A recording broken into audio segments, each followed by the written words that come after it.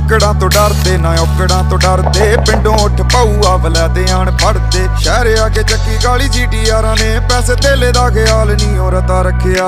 ਉਹਦੇ ਦੀ ਆ ਗੋਰੀ ਸਾਡਾ ਹਾਲ ਪੁੱਛਦੀ, ਉਹ ਜਿੱਦੇ ਜੱਟਾਂ ਦੇ ਕਿੱਲੇ ਦਾ ਰੇਟ ਪਤਾ ਲੱਗਿਆ। ਉਹਦੇ ਦੀ ਆ ਗੋਰੀ ਸਾਡਾ ਹਾਲ ਪੁੱਛਦੀ, ਉਹ ਜਿੱਦੇ ਜੱਟਾਂ ਦੇ ਕਿੱਲੇ ਦਾ ਰੇਟ ਪਤਾ ਲੱਗਿਆ। 35 ਦਾ ਕਿੱਲਾ ਆ ਤੇ 35 ਸਾਡੇ ਕਿੱਲੇ ਨਹੀਂ, ਜੌਂਡੀਅਰ ਪੁੱਕਦੇ ਆ ਮਿਹਨਤਾਂ ਤੋਂ ਢਿੱਲੇ ਨਹੀਂ।